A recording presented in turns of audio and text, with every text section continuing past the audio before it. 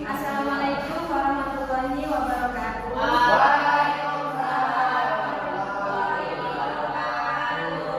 Selamat siang anak-anak. Siang, Bu. Bagaimana kabarnya hari ini? Baik. Sebelum pelajaran kita dimulai, sebaiknya kita berdoa dulu ya. Berdoa dimulai. Berdoa selesai. Kalian tahu nggak hari ini kita mempelajari tentang apa? Yang pertemuan kemarin kita menjelaskan tentang teks eksplanasi kan. Pertemuan sekarang kita menjelaskan tentang struktur teks eksplanasi. Masih ingat nggak apa yang dimaksud dengan teks eksplanasi? Halo. Ya. Sebuah tulisan yang menceritakan fenomena atau kejadian sosial. Iya, teks eksplanasi adalah teks yang menceritakan tentang fenomena atau fenomena alam atau fenomena sosial yang terjadi dalam kehidupan kita sehari-hari. Selanjutnya di sini Ibu akan menjelaskan tentang struktur teks eksplanasi ya. Yang pertama itu ada judul. Seperti halnya teks apapun, judul itu tentu saja harus ada. Tulislah dengan bahasa yang singkat, padat, dan jelas dalam kaitannya dengan penulisan judul yang baik. Kita nggak boleh membuat judul yang terlalu panjang. Contohnya nih, di daerah Bali ada Gunung Meru. Di daerah Bali ada banjir yang melanda di suatu wilayah. Itu kan kepanjangan kan? Berarti kita singkat aja menjadi banjir. Selanjutnya penulisan judul tidak harus terlalu panjang, menghilangkan esensi dari apa yang dideskripsikan. Coba tuliskan poin-poin tentang fenomena yang akan dijelaskan. Ya tadi judulnya apa? Selanjutnya di sini Ibu akan menjelaskan tentang pernyataan umum. Pernyataan umum kemudian kamu dapat memasukkan struktur kedua untuk memulai dengan pernyataan umum.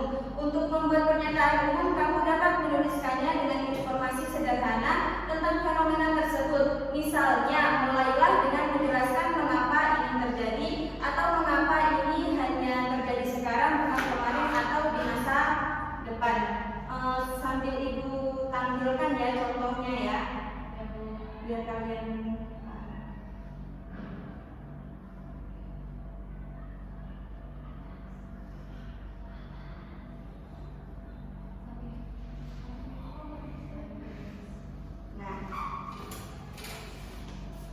nampak semua kan?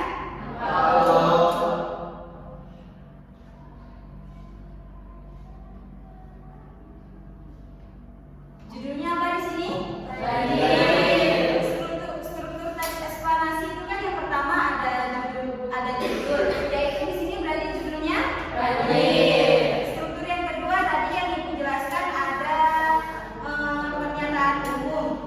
Pernyataan umum itu kenapa fenomena itu bisa terjadi atau pengertian fenomena tersebut. Nah di sini kan ada nih bacaan banjir merupakan salah satu fenomena alam yang berupa naiknya air pada suatu daerah. Nah yang merupakan ini kan termasuk pengertian dari banjir. Berarti ini termasuk struktur yang kedua kan? Ya. Yang pernyataan umum, paham? Ini ya, ini adalah pernyataan umum. Yang kedua ini. Selanjutnya ada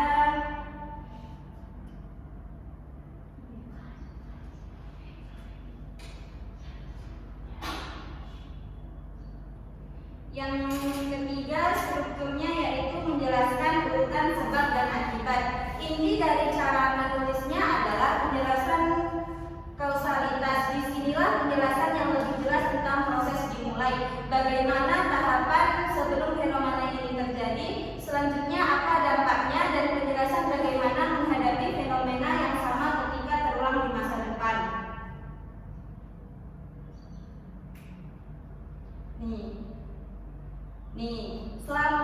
Secara alami banjir disebabkan karena curah hujan dan penyebaran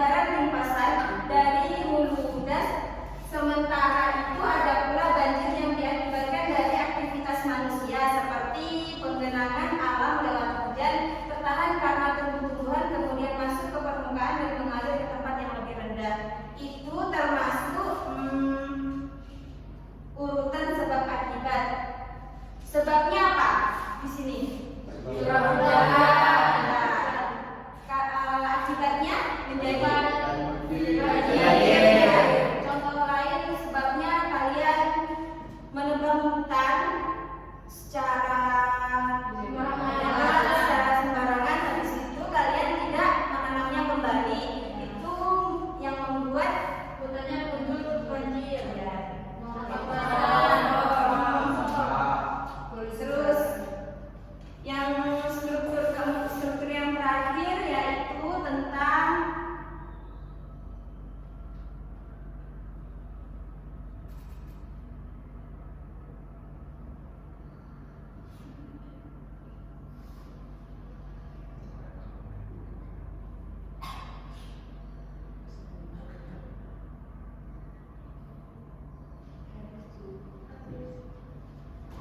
sepertinya apa ya?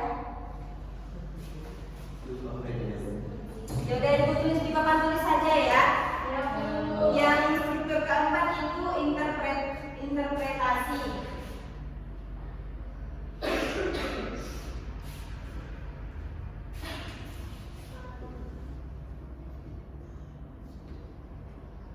Interpretasi ini sama juga dengan kesimpulan.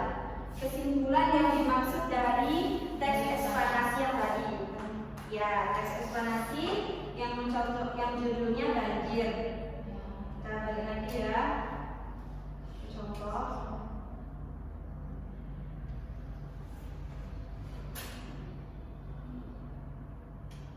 Ini kesimpulan.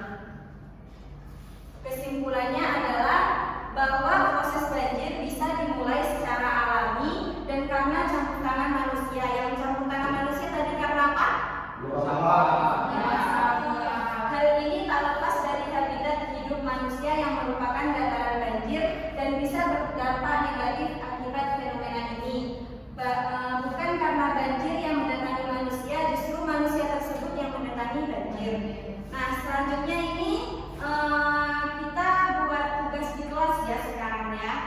Kalian harus menguraikan mana judul, mana apa tadi yang kedua yang bisa? Yang ketiga? Sebab akibat. Yang keempat? Firmansyah, di sini struktur yang pertama yaitu judul yang mana? Yang di atas Bu, judul gerhana bulan. Ya benar sekali ya, judulnya apa? Gerhana bulan. Yang kedua tadi ada pernyataan umum. Yang mana pernyataan umum?